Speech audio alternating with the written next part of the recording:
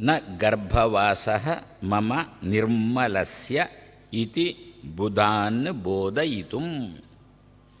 ಮಮ ಗರ್ಭವಾಸಃ ನ, ಭಗವಂತನ ಮಾತು, ನನಗೆ ಗರ್ಭವಾಸ ಇಲ್ಲ ಅಂತ ಜ್ಞಾನಿಗಳಿಗೆ ತಿಳಿಸುವುದಕ್ಕೋಸ್ಕರ ಬಲರಾಮನನ್ನು ಕಳುಹಿಸಿಕೊಟ್ಟು ಆಮೇಲೆ ತಾನು ಪ್ರವೇಶ ಮಾಡಿದ ಅಂತ.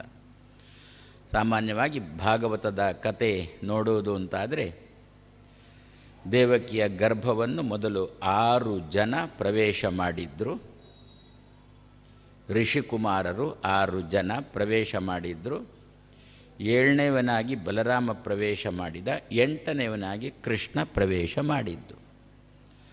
6 ಜನ ಹೋಗಿ ಮಾಡಿದ್ದೇನು ಗರ್ಭದಲ್ಲಿ ಅಂದರೆ ಗರ್ಭವನ್ನು ಶುದ್ಧ ಮಾಡಿದ್ದು ಅಂತ. ದೇವಕಿಯ ಗರ್ಭವನ್ನು ದೇವರು ಬರಲಿಕ್ಕಿದ್ದಾನೆ ಎನ್ನುವ ದೃಷ್ಟಿಯಿಂದ ಶುದ್ಧ ಮಾಡಿದ್ದು. ಅದು ಯಾಕೆ 6 ಜನ ಯಾಕೆ ಶುದ್ಧ ಮಾಡಲಿಕ್ಕೆ? 5 ಜನನೂ ಅಲ್ಲ, 7 ಜನನೂ ಅಲ್ಲ, 6 ಜನ ಅಂದರೆ ದೋಷಗಳು ಇರುವುದು 6, ಅದಕ್ಕೋಸ್ಕರ 6 ಜನ. ಅವರು ಋಷಿಕುಮಾರರು ಅಂತ ಶಾಸ್ತ್ರಕಾರರು ಹೇಳ್ತಾರೆ. ಏನೋ ಆ ಒಂದು ಸಮಯದಲ್ಲಿ ಪಾಪ ತಲೆ ಸ್ವಲ್ಪ ಕೆಟ್ಟು ಹೋಯ್ತು ಅವರಿಗೆ. ಆದ್ದರಿಂದ ಎದುರಿಗೆ ಸಿಕ್ಕಿರತಕ್ಕಂಥ ಒಬ್ಬ ಋಷಿಯನ್ನು ಗಾಳಿ ಹಿಡಿದ್ರು, ಒಬ್ಬ ಋಷಿಗೆ ತಮಾಷೆ ಮಾಡಿದರು. ಆ ಋಷಿ ಶಾಪ ಕೊಟ್ಟ. ಅದು ಏನಂತ ರಾಕ್ಷಸರಾಗಿ ಹುಟ್ಟಿ ಅಂತ ಶಾಪ ಕೊಟ್ಟ. ಅಲ್ಲಿ ಮತ್ತೇನೋ ಸ್ವಲ್ಪ ಏನೇನೋ ಆಯಿತು. ಕೊನೆಗೆ ಹಿರಣ್ಯಕಶಿಪು ಶಾಪ ಕೊಟ್ಟ, ನೀವು ಕಂಸನ ಸೈಯಿಂದ ಸಾಯಿರಿ ಅಂತ ಹೇಳಿಕೊಂಡು ಹಿರಣ್ಯಕಶಿಪು ಕೂಡ ಶಾಪ ಕೊಡುವ ಪ್ರಸಂಗ ಬಂತು. ಹಾಗೆ ದೇವಕಿಯ ಗರ್ಭವನ್ನು 6 ಜನ ಪ್ರವೇಶ ಮಾಡಿದರು. ಒಬ್ಬೊಬ್ಬರೇ ಹುಟ್ಟಿದ್ರು, ಕಂಸನ ಕೈಗೆ ಸಿಕ್ಕಿದ್ರು, ಸತ್ತರು. ನಮ್ಮಲ್ಲಿ ದೋಷಗಳು ಎಷ್ಟು? ದೋಷಗಳು 6. ಕಾಮ, ಕ್ರೋಧ, ಲೋಭ, ಮೋಹ, ಮದ, ಮತ್ಸರ ಅಂತ ಹೇಳಿಕೊಂಡು 6 ರೀತಿಯ ದೋಷಗಳು. ಎಲ್ಲಿರುತ್ತೆ? ಇರುವುದೆಲ್ಲಿ? ನಿಮ್ಮ ಗರ್ಭದಲ್ಲಿ ಇರುತ್ತೆ, ಮತ್ತೇನು. ಅದೇ ರೀತಿಯಲ್ಲಿ ದೇವಕಿಯಲ್ಲಿಯ ಗರ್ಭದಲ್ಲಿಯೂ ಕೂಡ ಅವಳು ಹೇಗೂ ಮನುಷ್ಯಳಾಗಿ ಹುಟ್ಟಿದವಳು, ಭೂಲೋಕಕ್ಕೆ ಬಂದು ಭೂಲೋಕಕ್ಕೆ ಇಳಿದವಳು. ಯದ್ಯಪಿ ಕಶ್ಯಪರ ಹೆಂಡತಿ ಅದಿತಿ ಇರಬಹುದು, ಆದರೆ ಮಧ್ವರೊಂದು ಮಾತಂತಾರೆ, ಮಾನುಷಾನ್ನ ಉಪಭೋಗೇನ ಸಂಸ್ಕಾರಾತ್ ಮಾನುಷಸ್ಯ ಚ ಅಂತ ಒಂದು ಮಾತಂತಾರೆ. ಯಾರೇ ದೇವತೆಗಳು ಭೂಮಿಗೆ ಬರಲಿ, ಇಲ್ಲಿ ನಿಮ್ಮ ಜೊತೆ ಸೇರಿ ನಾವು ಹಾಕಿದ ಅನ್ನವನ್ನು ತಿಂದರು ಅಂತಂದರೆ ಮತ್ತೆ ನಮ್ಮಂತೇನೆ ಆಗಿಬಿಡ್ತಾರೆ. ಇದೊಂದು ಮಾತು ಹೌದಲ್ವೋ? ನಮ್ಮ ಚಾಲ್ತಿಯಲ್ಲಿಯೇ ಉಂಟು. ಏನು ಅಂತ, ಅವನ ಕೈಯಲ್ಲಿ ತಿಂದದ್ದು ಎಷ್ಟಾದರೂ ಅಷ್ಟೇ ಇವ ಅಂತ ಹೇಳಿಕೊಂಡು ಆ ಹಾಕಿರತಕ್ಕಂಥ ವ್ಯಕ್ತಿಯನ್ನು ಅವಲಂಬಿಸಿಕೊಂಡಿರುತ್ತೆ ಅಂತೆ. ಆದ್ದರಿಂದ ಮನುಷ್ಯ ಲೋಕದಲ್ಲಿ ಹುಟ್ಟಿದ್ದಾಳೆ, ಯಾರೋ ಮಾಡಿ ಹಾಕಿರತಕ್ಕಂಥ ಅನ್ನವನ್ನು ತಿಂದಿದ್ದಾಳೆ. ಆದ್ದರಿಂದ ಕಾಮ ಕ್ರೋಧಾದಿಗಳು ಅವಳಲ್ಲಿ ಇರಬಾರ್ದು ಅಂತ ಏನಿಲ್ಲ, ಇರಲೇಬೇಕು ಅಂತ ಹೇಳ್ತಾ ಇಲ್ಲ, ಇರಬಾರ್ದು ಅಂತ ಏನಿಲ್ಲ. ಆ ದೃಷ್ಟಿಯಿಂದ ಆದರೆ 6 ದೋಷಗಳು ಅಲ್ಲಿರುವಾಗ ದೇವರು ಹೇಗೆ ತಾನೇ ಬಂದಾನು? ಅದಕ್ಕೋಸ್ಕರ ಏನು 6 ಜನ ಅಲ್ಲಿ ಪ್ರವೇಶ ಮಾಡಿದರು. ಎಲ್ಲ ದೈವ ಸಂಕಲ್ಪ, ಲೆಕ್ಕಾಚಾರ ಎಲ್ಲ ದೇವರದ್ದೇ. 6 ಜನ ಒಬ್ಬೊಬ್ಬರೇ ಪ್ರವೇಶ ಮಾಡಿ, ಒಬ್ಬ ಪ್ರವೇಶ ಮಾಡಿದ, ಅಲ್ಲಿದ್ದಂಥ ಕಾಮವನ್ನು ಕಿತ್ತ. ಇನ್ನೊಬ್ಬ ಪ್ರವೇಶ ಮಾಡಿದ, ಕ್ರೋಧವನ್ನು ಕಿತ್ತ. ಅಲ್ಲ, ಒಬ್ಬನೇ ಪ್ರವೇಶ ಮಾಡಿ 6 ಕೀಳಬಾರ್ದ ಅಂತಂದ್ರೆ ಅಷ್ಟು ಗಟ್ಟಿ ಉಂಟು, ಆದ್ದರಿಂದ 6 ಜನ ಹೋಗಬೇಕಾಯಿತು. ಒಂದೊಂದು ಕೂಡ ಅಷ್ಟು ಬೇರು ಊರಿರುತ್ತೆ, ಆದ್ದರಿಂದ ಒಂದೊಂದನ್ನು ಕೀಳಲಿಕ್ಕೆ ಒಬ್ಬರೊಬ್ಬರು ಅಂತಲೇ ನಿಯಮನೆ ಮಾಡಿಕೊಂಡು ಅಷ್ಟೂ ಶುದ್ಧ ಆಗಬೇಕು ದೇವಕಿಯ ಗರ್ಭ. ಅದಕ್ಕೋಸ್ಕರ 6 ಜನ ಪ್ರವೇಶ ಮಾಡಿ 6 ಅರಿ ಷಟ್ ವರ್ಗ ಅಂತಲೇ ತಾನೇ ನಮ್ಮಲ್ಲಿರುವುದು. ಅರಿ ಶತ್ರುಗಳ ವರ್ಗ ಗುಂಪು ಎಷ್ಟು?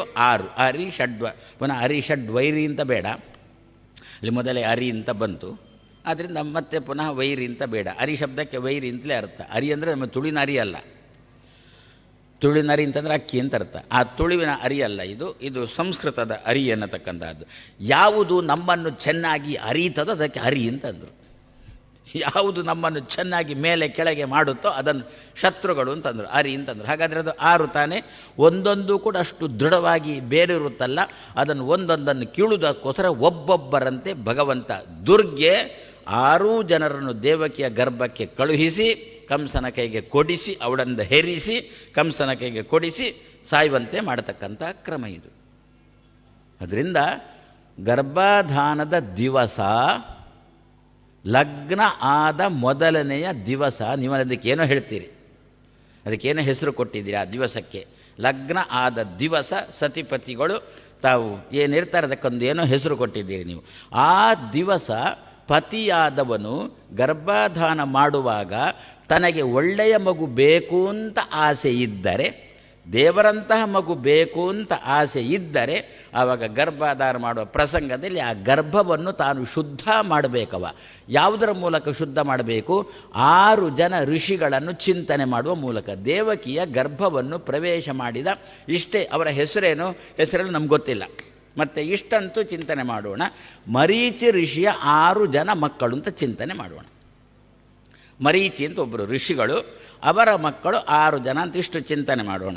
ಆ ಗರ್ಭಧಾನ ಸಂದರ್ಭದಲ್ಲಿ 6 ಮಕ್ಕಳನ್ನು ಆ ಗರ್ಭದಲ್ಲಿ ಚಿಂತನೆ ಮಾಡಿಬಿಟ್ರೆ, ಆ ಪತ್ನಿಯ ಗರ್ಭದಲ್ಲಿ ಇರತಕ್ಕಂತಹ, ಪತ್ನಿಯ ಗರ್ಭಗುಡಿಯಲ್ಲಿ ಇರತಕ್ಕಂತಹ, ಹೇಗೆ ಗರ್ಭಗುಡಿಯಲ್ಲಿ ದೇವರನ್ನು ಪ್ರತಿಷ್ಠೆ ಮಾಡಬೇಕು ಅಂತಾದರೆ ಗರ್ಭಗುಡಿಯನ್ನು ಶುದ್ಧ ಮಾಡ್ತೇವೋ, ಅದೇ ರೀತಿಯಲ್ಲಿ ಪತ್ನಿಯ ಗರ್ಭಗುಡಿಯನ್ನು ಕೂಡ ಶುದ್ಧ ಮಾಡುವ ಕೆಲಸ ಅರ್ಚಕನದ್ದು. ಅವ ಇದನ್ನು ಅನುಸಂಧಾನ ಮಾಡಿಕೊಂಡು 6 ಜನ ಋಷಿಗಳನ್ನು ಗರ್ಭದ ಒಳಗೆ ಮೊದಲೇ ಗರ್ಭಧಾನಕ್ಕಿಂತ ಮೊದಲೇ ತಾನು ಚಿಂತನೆ ಮಾಡಿಕೊಂಡು ಮತ್ತೆ ಗರ್ಭಧಾನ ಮಾಡಿದ ಅಂತಂದರೆ ಏನಾಯಿತು? ಗರ್ಭ ಶುದ್ಧ ಆಯಿತಾ? ಅಲ್ಲಿ ಮಗುವಿನ ಪ್ರವೇಶ ಆಗುತ್ತಾ? ಗರ್ಭಗುಡಿಗೆ ಮಗುವಿನ ಪ್ರವೇಶ ಆಗುತ್ತಾ? ಇಷ್ಟೇ ಅಲ್ಲ, 6 ಜನರನ್ನು ಕಳುಹಿಸಿ ಗರ್ಭವನ್ನು ಶುದ್ಧ ಮಾಡಿದ ಮೇಲೆ ಮತ್ತೆ ಶೇಷನನ್ನು ಚಿಂತನೆ ಮಾಡಬೇಕು. ಯಾಕೆ? ಆ ಹುಟ್ಟತಕ್ಕಂಥ ಮಗುವಿನ ಬಾಯಿಂದ ನಾಳೆ 4 ಒಳ್ಳೆಯ ಮಾತುಗಳು ಬರಬೇಕು. ದೇವರಿಗೆ ಸಂಬಂಧಪಟ್ಟಿರತಕ್ಕಂತಹ ಒಂದು 4 ಅಕ್ಷರ ಆದರೂ ಕೂಡ ದೇವರಿಗೆ ಸಂಬಂಧಪಟ್ಟದ್ದು ಬರಬೇಕು ಮಗುವಿನ ಬಾಯಿಯಿಂದ. ಏನದು 4 ಅಕ್ಷರ ಅಂತ ಕೇಳ್ಬೋದು. ಭಾಗವತ ಅಷ್ಟೇ 4 ಅಕ್ಷರ ಅಂದರೆ. ನಮ್ಮಲ್ಲಿ ಬೈಯುವುದೊಂದು ಶಬ್ದ ಉಂಟು ಗೊತ್ತಾ? ಭಾರಿ ಮಾತಾಡ್ತಾನೆ, ಎದೆ ಒಡೆದ್ರೆ 4 ಅಕ್ಷರ ಸಿಗೋಲ್ಲ ಅಂತ. ಅದು 4 ಅಕ್ಷರ, 3 ಅಲ್ಲ 5 ಅಲ್ಲ. ಯಾಕೆ 4 ಅಕ್ಷರ? ಭಗವತ ಅಂತ 4 ಅಕ್ಷರ ಅಂತ ಅರ್ಥ. ಹಾಗಾದರೆ ಎದೆ ಒಡೆದಾಗ ನಮಗೆ ಸಿಗಬೇಕಲ್ವೋ? ಅದಕ್ಕೋಸ್ಕರ ಬಲರಾಮನನ್ನು ಶೇಷನನ್ನು ಅಲ್ಲಿಗೆ ಕಳಿಸೋಣ. ಯಾಕೆ ಗೊತ್ತಾ? ಆ ಭಾಗವತವನ್ನು ಕೇಳಿಸಿಕೊಂಡವ ಶೇಷನೇ. ವೇದವ್ಯಾಸ ದೇವರ ಹತ್ರ ಮೊದಲು ಭಾಗವತವನ್ನು ಕೇಳಿಸಿಕೊಂಡವ ಶೇಷ. ಶೇಷ ಅಂದರೆ ಯಾರು? ಮುಂದಿನ ಶೇಷ. ಯಾರು? ಶುಕಾಚಾರ್ಯರು. ಯಾರ ಅವತಾರ? ರುದ್ರದೇವರ ಅವತಾರ. ರುದ್ರದೇವರು ಏನಾಗ್ತಾರೆ? ಮುಂದಿನ ಜನ್ಮದಲ್ಲಿ ಶೇಷ ಪದವಿಗೆ ಬರ್ತಾರೆ. ಹಾಗಾದರೆ ಶೇಷ ಪದವಿಗೆ ಬರತಕ್ಕಂತಹ ರುದ್ರದೇವರು ಅವರಿಗೆ ಮೊದಲು ಉಪದೇಶ ಕೊಟ್ಟದ್ದು ಯಾರು? ವೇದವ್ಯಾಸ ದೇವರು ಭಾಗವತವನ್ನು ಉಪದೇಶ ಕೊಟ್ಟರು. ಅವನಿಗೆ ಶೇಷನಿಗೆ ರುದ್ರನಿಗೆ ಉಪದೇಶ ಕೊಟ್ಟರು. ಇನ್ನು ಉಪದೇಶ ತೆಗೆದುಕೊಂಡಿರತಕ್ಕಂಥ ರುದ್ರ ಸರಿಯಾಗಿ ಉಪದೇಶ ತಗೊಂಡಿದ್ದಾನೋ ಇಲ್ಲ, ಅದರಲ್ಲೇನಾದರೂ ಗೋಲ್ಮಾಲ್ ಏನೋ ನಾನು ಹೇಳಿದ್ದೊಂದು ಅವ ತಿಳ್ಕೊಂಡದ್ದೊಂದು ಇಂಥದನ್ನ ಆಗಿದೋ ಅಂತೇಳಿ ಪರೀಕ್ಷೆ ಮಾಡೋದಕ್ಕೋಸ್ಕರ ಅವನನ್ನೇ ಪಾಠ ಮಾಡಲಿಕ್ಕೆ ಕೂಡಿಸಿದರು. ಅದೇ ರುದ್ರದೇವರನ್ನು ಪಾಠ ಮಾಡಲಿಕ್ಕೆ ಕೂಡಿಸಿದರು. ಅದೇ ರುದ್ರದೇವರು ಶುಕಾಚಾರ್ಯರಾಗಿ ಪರೀಕ್ಷಿತರಾಜನಿಗೆ ಪಾಠ ಮಾಡಿದರು. ನಾವು ಅದ್ಮಾರಲ್ಲಿ ಓದ್ತಿರಬೇಕು ಅಂತಾದರೆ, ವಿದ್ಯಾಮಾನ್ಯರ ಹತ್ರ ಓದ್ತಿರಬೇಕು ಅಂತಾದರೆ ಪಾಠ ನಮಗೆ ನಡೀತಾ ಇತ್ತು.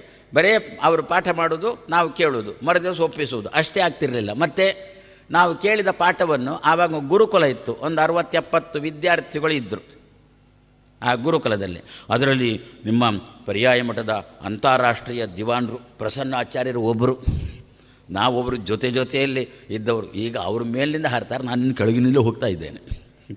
ಹಾಗೆ ಅವರು ದೇವರು ಕೊಟ್ಟಿರತಕ್ಕಂಥವರಿಗೆ ಆ ಶಕ್ತಿ. ಪ್ರಸನ್ನಾಚಾರ್ಯ, ಪ್ರಸನ್ನ ಆಚಾರ್ಯ ಅಂತ ಬಿಟ್ಟರೆ ಅದು ಬೇರೆ ಅಂತ ಆಗಿಬಿಡುತ್ತೆ. ಪ್ರಸನ್ನನಿಗೆ ಅಂತ ನನ್ನವನೇ ಅಂತ ಆಗ್ತಾನೆ ಅವ. ಅದಕ್ಕೋಸ್ಕರ ಏಕವಚನದಲ್ಲಿ ಅವರನ್ನು ಕರೆಯೋದು.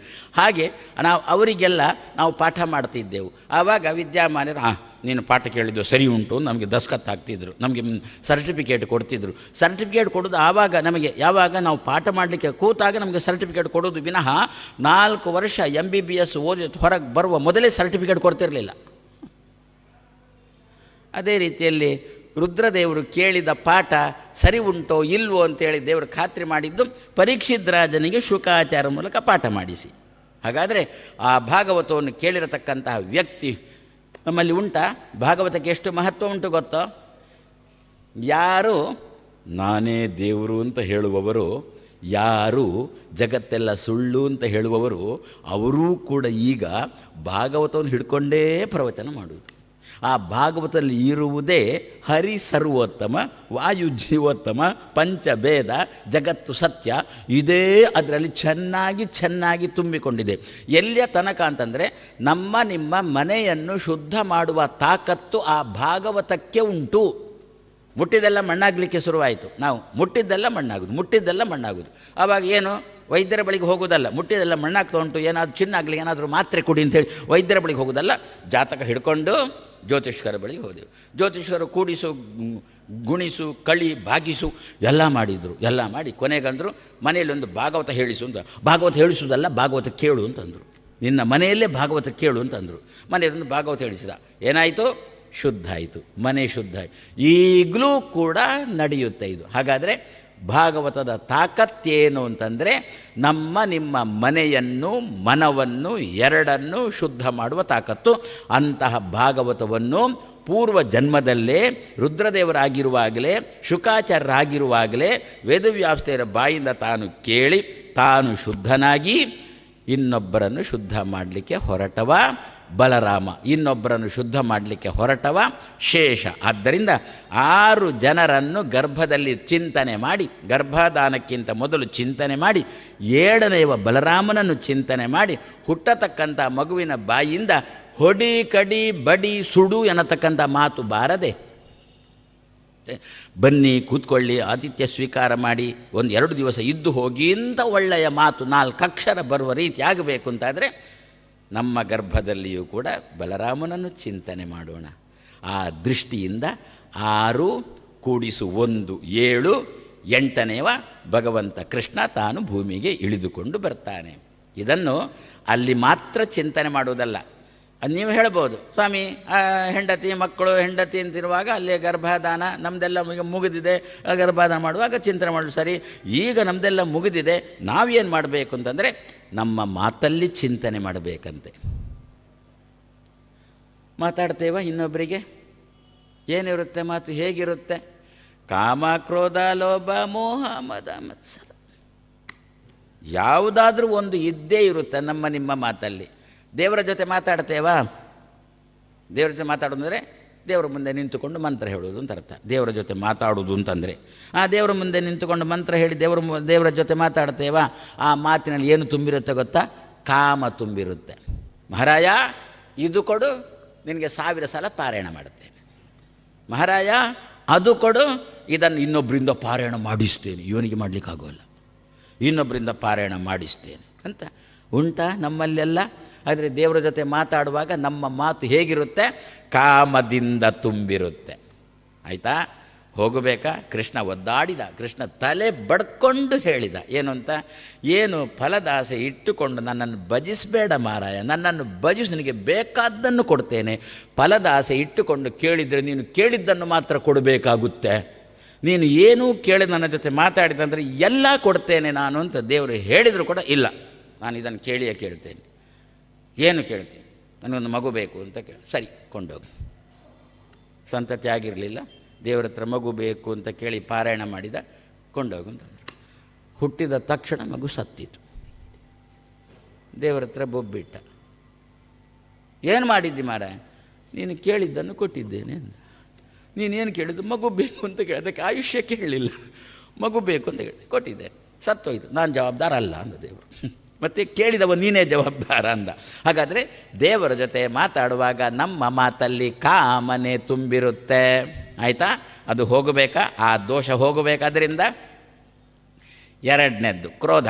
ಅದು ಎಲ್ರಿಗೂ ಗೊತ್ತು. ಮನೆಯಲ್ಲಿ ನಿತ್ಯ ಜಗಳ ಜಗಳ ಜಗಳ. ಅವನ ಮಾತನ್ನು ಇವಳು ಕೇಳೋಲ್ಲ, ಇವಳ ಮಾತನ್ನು ಅವ ಕೇಳೋಲ್ಲ, ಅವರಿಬ್ಬರ ಮಾತನ್ನು ಮಕ್ಕಳಂತೂ ಸುತರಾಮ್ ಕೇಳೋಲ್ಲ. ನಿತ್ಯ ರಂಪಾಟ ರಂಪಾಟ, ನಿತ್ಯ ಕುರುಕ್ಷೇತ್ರನೇ. ಎಲ್ಲೋ ಒಂದು ಕಡೆ ನಾನು ಉಪನ್ಯಾಸಕ್ಕೆ ಅಂತ ಕರೆದ್ರು, ಮಹಾಭಾರತದ ಒಂದು ಭಾಗ. ಯಾವ ಭಾಗ ಅಂತ ಆಯಿತು. ನಾನಂದೆ ಕುರುಕ್ಷೇತ್ರ ಅಂತ ನಮ್ಮ ಸ್ವಾಮಿ ನಿತ್ಯ ಮನೆಯಲ್ಲಿ ನಡೀತದೆ ಅಂತಂದರು. ಅದರ ಬಗ್ಗೆ ಬೇಡ, ಬೇರೆ ಏನಾದಿದ್ದರೆ ಮಾತಾಡಿ ಅಂತಂದರು. ಹಾಗಾದರೆ ಇನ್ನೊಬ್ಬರ ಜೊತೆ ಮನೆಯಲ್ಲಿ ನಾವು ಮಾತಾಡುವಾಗ ಆ ಮಾತಿನಲ್ಲಿ ಇರುವುದೇ ಕ್ರೋಧ. ಹೌದಾ? ಹಾಗಾದರೆ 6 ಋಷಿಗಳನ್ನು ಚಿಂತನೆ ಮಾಡೋಣ. ಆವಾಗ ಕ್ರೋಧರಹಿತವಾದ ಮಾತು ನಮ್ಮ ಬಾಯಿಂದ ಬರುವಂತೆ ಮಾಡ್ತಾರೆ. ಕಾಮರಹಿತವಾದ ಮಂತ್ರ ನಮ್ಮ ಬಾಯಿಂದ ಬರುವಂತೆ ಆ ಋಷಿಗಳ ಮೂಲಕ ಭಗವಂತ ಮಾಡ್ತಾನೆ. ಋಷಿಗಳಿಗೆ ತಾಕತ್ತು ಕೊಟ್ಟಿದ್ದಾನೆ, ಹೀಗೆ ಮಾಡಿ ಅಂತ ಋಷಿಗಳಿಗೆ ತಾಕತ್ತು ಕೊಟ್ಟಿದ್ದಾನೆ. ಇನ್ನು ಲೋಭ. ಯಾರಾದರೂ ದೇಣಿಗೆ ಕೇಳಲಿಕ್ಕೆ ಬಂದರೆ, ನಾವು ಗಣಪತಿ ಕೊಡಿಸ್ತೇವೆ, ಏನಾದರೂ ಒಂಚೂರು ಸಹಾಯ ಮಾಡಿ ಅಂತ ಬೇಡಿಕೊಂಡು ಬಂದರೆ, ಅಯ್ಯೋ ದೇವರೇ ನಿನ್ನೆ ತನಕ ದುಡ್ಡಿತ್ತು, ಆ ಮಾತಲ್ಲಿ ಲೋಭನೇ ಸೇರಿಕೊಂಡಿರುತ್ತೆ. ನಿನ್ನೆ ತನಕ ದುಡ್ಡಿತ್ತು, ಯಾರೋ ಇಸ್ಕೊಂಡು ಹೋದರು, ನೀವು ನಿನ್ನೆ ಬರ್ತಿದ್ರೆ 1,000 ಕೊಡ್ತಿದ್ದೆ. ಅವ್ರು ನಿನ್ನೆ ಬರ್ತಿದ್ರು, ಮೊನ್ನೆ ಬಂದು ಹೋಗ್ತಿದ್ರು ಅಂತಿದ್ದ. ಇರುತ್ತಾ ಇದು ನಿಮ್ಮ ಮಾತಲ್ಲಿ ಇಂಥದ್ದಿರುತ್ತಾ? ಇದಕ್ಕೆ ಏನಂದರು, ನಮ್ಮ ಮಾತಿನಲ್ಲಿ ಲೋಭ ಸೇರಿಕೊಂಡಿದೆ. ಕಾಮ, ಕ್ರೋಧ, ಲೋಭ, ಆಮೇಲೆ ಮೋಹ. ಮೋಹ ಅಂದ್ರೇನ? ಮೋಹ ಅಂದರೆ ರಾಗ. ರಾಗ ಅಂದರೆ ಏನು? ಒಳ್ಳೆಯದಲ್ಲದ್ದನ್ನು ಒಳ್ಳೆಯದು ಅಂತ ತಿಳ್ಕೊಳ್ಳುವ ಬುದ್ಧಿಗೆ ರಾಗ ಅಂತ ಹೆಸರು. ನಾನು ಹೇಳಿದ್ದಲ್ಲ, ಹಿರಿಯರು ಹೇಳಿದ್ದು. ಇನ್ನು ನೀವು ಎಣಿಸ್ಬೋದು, ಅವನ ಮೇಲೆ ಸ್ವಾಮಿಗಳಿಗೆ ಆಗೋಲ್ಲ, ಅದಕ್ಕೋಸ್ಕರ ಸ್ವಾಮಿಗಳು ರಾಗ ಶಬ್ದಕ್ಕೆ ಹೀಗೆ ಅರ್ಥ ಮಾಡಿದ್ರು ಅಂತ. ನನಗೆ ಯಾರ ಮೇಲೂ ಆಗೋದಿಲ್ಲ ಅಂತಿಲ್ಲ. ಒಳ್ಳೆಯದಲ್ಲದ್ದನ್ನು ಒಳ್ಳೆಯದು ಅಂತ ತಿಳ್ಕೊಳ್ಳುವವರು ಇರ್ತಾರಲ್ಲ, ಅದಕ್ಕೆ ಆ ತಿಳ್ಕೊಳ್ಳುವಿಕೆ ಉಂಟಲ್ಲ, ಅದಕ್ಕೆ ರಾಗ ಅಂಥೇಳಿ ಹೆಸರು ಹಿರಿಯರು ಕೊಟ್ಟರು. ಯಾವುದು ಬೇಕಾ ಗಾವನ ದೀರ್ಘ ಹೇಳಿರಿ, ಏನು ಬೇಕಾದರೂ ಹೇಳಿರಿ, ಅದಕ್ಕೆ ರಾಗ ಅಂತ ಹೆಸರು. ಹೌದಾ? ನಮ್ಮಲ್ಲಿ ಅಂಥದ್ದಿರುತ್ತಾ? ನಿಜವಾಗಿ ಅದು ಒಳ್ಳೆಯದಲ್ಲ. ನಿಜವಾಗಿ ಯಾವುದು ನಿಮ್ಮ ಗೋಬಿ ಮಂಚೂರಿಯಾ, ಕರ್ಕುರೆನಾ, ಅದೆಲ್ಲ ನಿಜವಾಗಿ ಒಳ್ಳೆಯದಲ್ಲ.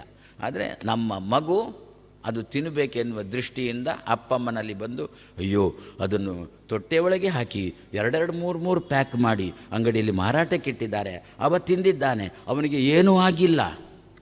ಅದರಿಂದ ಅಮ್ಮ ನನಗೂ ಒಂಚೂರು ತಿನ್ನಲಿಕ್ಕೆ ಅವಕಾಶ ಕೊಡು. ಇದಕ್ಕೇನು? ಮೋಹ. ಅಶೋಭನೆ, ಅದು ಒಳ್ಳೆಯದಲ್ಲ, ಆ ಆಹಾರ ಒಳ್ಳೆಯದಲ್ಲ, ಅದು ಒಳ್ಳೆಯದು ಎನ್ನತಕ್ಕಂಥ ಬುದ್ಧಿ ಬರುವ ರೀತಿಯಲ್ಲಿ, ಅಪ್ಪಮ್ಮನಿಗೆ ಬುದ್ಧಿ ಬರುವ ರೀತಿಯಲ್ಲಿ ಮಾತಾಡುವಿಕೆ ಉಂಟಲ್ಲ, ಇದು ನಮ್ಮ ನಿಮ್ಮ ಧಾಟಿಯಲ್ಲಿ ಸೇರಿದ. ಇದನ್ನು ಏನು ಅಂತ ಕರೆದ್ರು? ಮೋಹ ಅಂತ ಕರೆದ್ರು. ಲೋಭ ಆಯಿತು, ಮೋಹ ಆಯಿತು. ಇನ್ನು ಮದ ಮತ್ಸರಂತೂ ತುಂಬ ಪರಿಚಯ. ನಾನು ಯಾರು ಗೊತ್ತಾ ನಿಮಗೆ? ಅಷ್ಟು ಅವ್ರಿಗೆ ಕೊಟ್ಟಿದ್ದೇನೆ, ಇಷ್ಟು ಇವ್ರಿಗೆ ಕೊಟ್ಟಿದ್ದೇನೆ. ಅಬ್ಬಾ, ನಾನು ಕೊಟ್ಟದ್ದನ್ನು ಲೆಕ್ಕ ಇಟ್ಟರೆ ಏನು? ಲೆಕ್ಕ ಇಟ್ಟರೆ ಏನು ಗೊತ್ತಿಲ್ಲ. ಇದಕ್ಕೇನು ಹೆಸರು? ಇಂತಹ ಮಾತಿಗೇನು? ಇದು ಮದದಿಂದ ಕೂಡಿರತಕ್ಕಂಥ ಮಾತು. ಪಕ್ಕದ ಮನೆಯಲ್ಲಿರತಕ್ಕಂಥ ಮಗುವಿಗೆ 100ಕ್ಕೆ 100 ಅಂಕ ಬಂದಾಗ ಅಧ್ಯಾಪಕ ಹೋಗಿ ಆ ಮಗುವನ್ನು, ಯಾಕೆ ಅವನ ಸಬ್ಜೆಕ್ಟಲ್ಲೇ ಬಂದದ್ದು 100ಕ್ಕೆ 100 ಅಂಕ, ಆದ್ದರಿಂದ ಆ ಅಧ್ಯಾಪಕ ಮನೆಗೆ ಹೋಗಿ ಆ ವಿದ್ಯಾರ್ಥಿಯನ್ನು ಭೇಷ್ ಭೇಷ್ ಅಂತ ಚೆನ್ನಾಗಿ ಹೊಗಳ್ತಾನೆ. ಆವಾಗ ನಮ್ಮನ್ನು ಕರ್ಕೊಂಡು ಹೋಗಿದ್ದ, ಬನ್ನಿ ಒಂಚೂರು ಹೋಗೋಣ ಆ ಮನೆಗೆ ಅಂಥೇಳಿ. ನಾನು ದಾರಿ ತೋರಿಸಲಿಕ್ಕೆ ಅಂತ ಆ ಮನೆಗೆ ನಾನು ಹೋಗಿದ್ದೆ. ಅವನೊಟ್ಟಿಗೆ ನಾನು ಧ್ವನಿ ಸೇರಿಸಿದೆ, ಭೇಷ್ ಭೇಷ್. ಅದರಲ್ಲಿ ಏನು ಸೇರಿಕೊಂಡಿದೆ? ಮತ್ಸರ ಸೇರಿಕೊಂಡಿದೆ. ಯಾಕೆ? ನನ್ನ ಮಗ ಡುಮ್ಕಿ ಆ ಸಬ್ಜೆಕ್ಟಲ್ಲಿ, ನನ್ನ ಮಗ ಗೊಟಕ್. ನನ್ನ ಮಗನಿಗೆ ಎಷ್ಟು ಬಂದಿದೆ? ಅವನಿಗೆ 100ಕ್ಕೆ 100, 2-0. ನನಗೂ ಮಗನಿಗೂ ಕೂಡ 2-0 ಮಾತ್ರ, ಅವನಲ್ಲಿ 1 ಜಾಸ್ತಿ ಸೇರಿಕೊಂಡಿದೆ ಅಷ್ಟೆ. ಆವಾಗಲೂ ನಾವು ಹೇಳ್ತೇವಾ ಭೇಷ್ ಭೇಷ್ ಅಂತ ಇನ್ನೊಬ್ಬರ ಆ ಅಧ್ಯಾಪಕನ ಜೊತೆ ಸೇರಿಕೊಂಡು ನಾವು ಕೂಡ ಚೆನ್ನಾಗಿ ಓದಿದ್ಯಪ್ಪ, ಚೆನ್ನಾಗಿ ಮಾಡಿ ಹೇಳ್ತೇವಾ? ಇದು ಮತ್ಸರದಿಂದ ಕೂಡಿರತಕ್ಕಂಥ ಮಾತು. ಹಾಗಾದರೆ ನಮ್ಮ ನಿಮ್ಮ ಬಾಯಿಯಿಂದ ಮಾತುಗಳು ಬರುವಾಗ ಶುದ್ಧವಾಗಿ ಬರಬೇಕು ಅಂತಾದರೆ ನಮ್ಮ ಬಾಯಿ ಎಂಬ ಗರ್ಭದಲ್ಲಿ 6 ಋಷಿಗಳನ್ನು ಚಿಂತನೆ ಮಾಡಿ, ಕೊನೆಯದಾಗಿ ಬಲರಾಮನನ್ನು ಚಿಂತನೆ ಮಾಡಿದರೆ, ಶೇಷನನ್ನು ಚಿಂತನೆ ಮಾಡಿದರೆ, 8ನೇದಾಗಿ ಭಗವಂತನಿಗೆ ಸಂಬಂಧಪಟ್ಟ ಶುದ್ಧವಾದ ಮಾತುಗಳು. ದೇವರಿಗೆ ಸಂಬಂಧಪಟ್ಟ ಮಾತುಗಳು ಶುದ್ಧವಾದ ಮಾತುಗಳು. ಮಾತಿನಲ್ಲಿ ಕೂಡ, ದೇವರಿಗೆ ಸಂಬಂಧಪಟ್ಟ ಮಾತಿನಲ್ಲಿ ಕೂಡ ಶುದ್ಧವಾದ ಮಾತು, ಅಶುದ್ಧವಾದ ಮಾತು ಅಂತ 2 ಉಂಟು. 2 ಯಾಕೆ? 22 ಉಂಟು. ದೇವರಿಗೆ ಸಂಬಂಧಪಟ್ಟ ಮಾತಿನಲ್ಲಿಯೂ ಕೂಡ ಶುದ್ಧವಾದ್ದು, ಅಶುದ್ಧವಾದ್ದು ಒಂದೇ ಮಾತು. 22 ಮಾತುಗಳಲ್ಲಿ 1 ಮಾತು ಮಾತ್ರ ಶುದ್ಧವಾದ್ದು, ಮತ್ತು 21 ಮಾತುಗಳೂ ಕೂಡ ಅಶುದ್ಧವಾದ್ದು. ನಮ್ಮ ಬಾಯಿಂದಲೂ ಕೂಡ ಅಂತಹ ಮಾತುಗಳು ಬರಬಾರ್ದಲ್ಲ.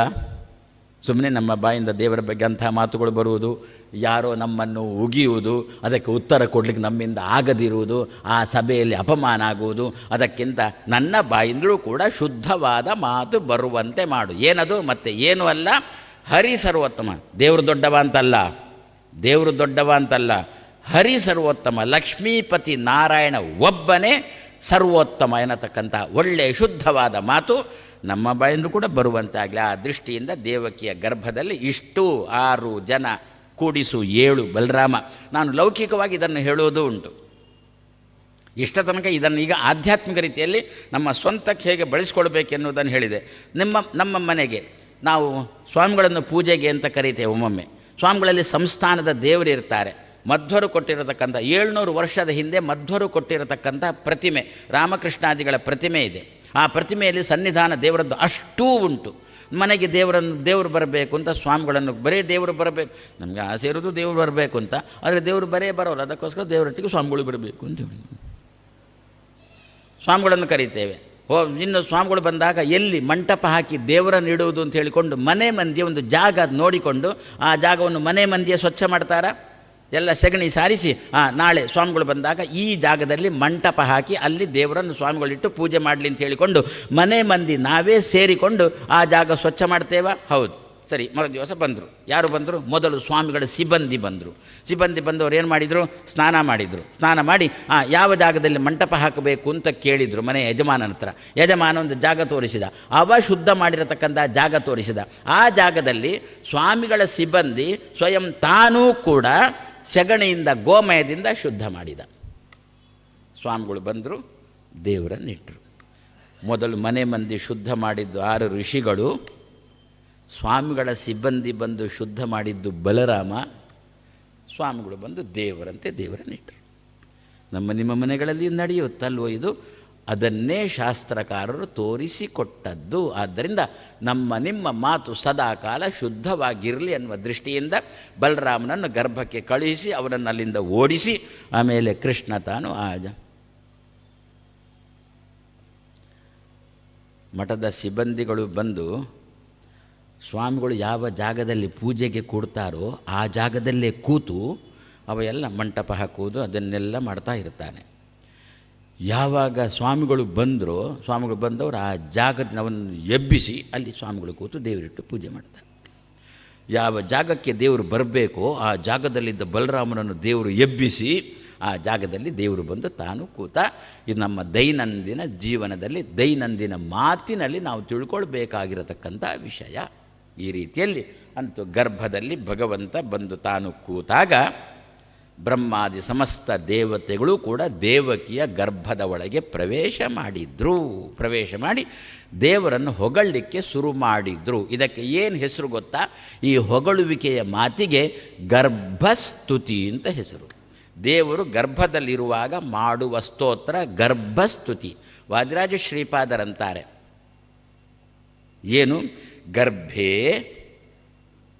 ಅವರ ಮಾತು ಸ್ವಲ್ಪ ಅರ್ಥ ಆಗುತ್ತೆ. ಗರ್ಭದಲ್ಲಿ, ಗರ್ಭೆ ಅದಬ್ರ ಆತ್ಮ ಸುಖ ಏಕಮೂರ್ತಿಂ, ದೇವರಿದ್ದಾನೆ ಗರ್ಭದಲ್ಲಿದ್ದಂಥ ದೇವರನ್ನು ನೋಡ್ತಾ ವಾದಿರಾಜ ಶ್ರೀಪಾದರು ನೋಡ್ತಾ ಇದ್ದಾರೆ. ಗರ್ಭದಲ್ಲಿದ್ದಂಥ ಕೃಷ್ಣನನ್ನು ವಾದಿರಾಜ ಶ್ರೀಪಾದರು ನೋಡ್ತಾ. ಯದ್ಯಪಿ ವಾದಿರಾಜ ಶ್ರೀಪಾದರು ಬಂದದ್ದು ನಂತರ ಭೂಮಿಗೆ, ನಿಮ್ಮ ಕಾಣಿಗೆ ಕಂಡದ್ದು ನಂತರ 600 ವರ್ಷದ ಮೊದಲು ನಿಮ್ಮ ಕಣ್ಣಿಗೆ ಕಂಡದ್ದು. ಆದರೆ ಅವರು ಮತ್ತು ಕೃಷ್ಣ ಒಡನಾಟ ಅಷ್ಟು ತಾಕತ್ತುಂಟು ವಾದಿರಾಜ ಶ್ರೀಪಾದರಿಗೆ. ಅಂತಹ ವಾದಿರಾಜ ಶ್ರೀಪಾದರನ್ನು ಬದಿಗೆ ಇಟ್ಟು ನೀವು ನಮ್ಮದೇ ದೇವಸ್ಥಾನ ಅಂತ ಮೆರೆದರೆ ಏನಾಗುತ್ತೆ ಫಲಿತಾಂಶ ಗೊತ್ತಾ? ವಾದಿರಾಜ ಶ್ರೀಪಾದರನ್ನು ಪೂರಾ ಬದಿಗೆ ತಳ್ಳಿದೆವು ನಾವು. ಯಾರಾದರೂ ಹೇಳ್ತಾ ಇದ್ದರೂ ಕೂಡ ಅದಕ್ಕೆ ನಾವು ಆಸ್ಪದ ಕೊಡೋಲ್ಲ. ವಾದಿರಾಜ ಶ್ರೀಪಾದರು ಈ ದೇವಸ್ಥಾನಕ್ಕೆ ಬಂದಿದ್ದಾರೆ. ಈ ದೇವಸ್ಥಾನದಲ್ಲಿ ಲಕ್ಷ್ಮೀ ನರಸಿಂಹನ ಶಾಲಿಗ್ರಾಮ ಇಟ್ಟಿದ್ದಾರೆ. ಅದು ರುದ್ರದೇವರ ದೇವಸ್ಥಾನ. ರುದ್ರದೇವರಿಗೆ ತುಂಬ ಪ್ರಿಯವಾದ ದೇವರು ಅಂತಂದರೆ ನರಸಿಂಹದೇವರು. ನರಸಿಂಹಾತ್ಮ ಶಿವೇನತು. ಇಂದ್ರದೇವರು ವಾಮನನ್ನು ಉಪಾಸನೆ ಮಾಡ್ತಾರೆ. ಯಮದೇವರು ರಾಮನನ್ನು ಉಪಾಸನೆ ಮಾಡ್ತಾರೆ. ವರುಣ ಮತ್ಸ್ಯರೂಪಿ ದೇವರನ್ನು ಉಪಾಸನೆ ಮಾಡ್ತಾನೆ. ರುದ್ರದೇವರು ನರಸಿಂಹರೂಪಿ ದೇವರನ್ನು ಉಪಾಸನೆ ಮಾಡ್ತಾರೆ. ಅಂತಹ ರುದ್ರದೇವರ ಸನ್ನಿಧಾನದಲ್ಲಿ ವಾದಿರಾಜ ಶ್ರೀಪಾದರು ಸ್ವಯಂ ತಾನೇ ಇಟ್ಟಿರತಕ್ಕಂಥ ಶಾಲಿಗ್ರಾಮ ಶಿಲೆ. ವಾದಿರಾಜರಂದರೆ ಸಾಮಾನ್ಯದವರಲ್ಲ. ಸ್ವಯಂ ತಾನು ದೇವರಿಗೆ ಕೈಯಾರೆ ಕೊಟ್ಟು ಉಣ್ಣೋ ಅಂತ ಇದ್ದವರು.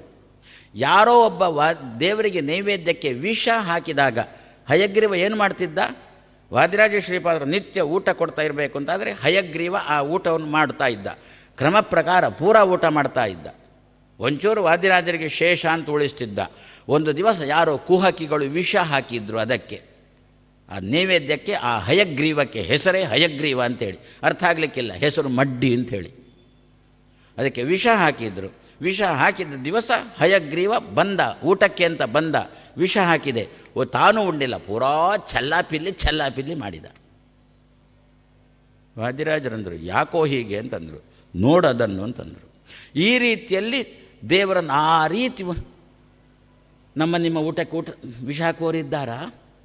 ಏನು ಕರೀತಾರೆ ಅದಕ್ಕೆ? ಕೈ ವಿಷ ಅಂತ ಕರೀತಾರ ಅದಕ್ಕೆ ಅಲ್ವೋ? ಕೆಲವರಿಗೆ ಅದು ಚಟ, ತಿಂಗಳಿಗೆ ಒಬ್ಬನಿಗಾದರೂ ಕೂಡ ವಿಷ ಹಾಕಬೇಕು. ಹಾಕಿಲ್ಲ ಅಂದರೆ ಅವರಿಗೆ ಉಂಡದ್ದು ಜೀರ್ಣಕ್ಕೆ ಬರೋಲ್ಲ, ಮಲಗಿದಲ್ಲಿ ನಿದ್ದೆ ಬರೋಲ್ಲ. ಇಂಥವುಗಳು ಇದ್ದಾವೆ ನಮ್ಮಲ್ಲಿ. ಅದೇ ರೀತಿಯಲ್ಲಿ ನಮಗೆ ಆಗದವರು ಅಂತ ಇದ್ದಾರೆ. ಯಾರು? ಬಂಧುಗಳೇ. ಮತ್ತೆ ಯಾರು? ಏನೋ ನಮಗೆ ಕೊಡತಕ್ಕಂಥ ತಿಂಡಿ ತೀರ್ಥನೆ ನಿತ್ಯ ಪತ್ರಿಕೆಯಲ್ಲಿ ಓದ್ತೀರಿ ಕಾಣುತ್ತೆ. ಏನಲ್ಲಿ? ಮಂಗಳೂರಿನಿಂದ ಉಡುಪಿಗೆ ಬರತಕ್ಕಂಥ ರೈಲಲ್ಲಿ ಯಾರೋ ಒಬ್ಬರು ಅಪರಿಚಿತರು ಬಂದು ಏನೋ ಚಾಕ್ಲೇಟ್ ಕೊಟ್ಟರು.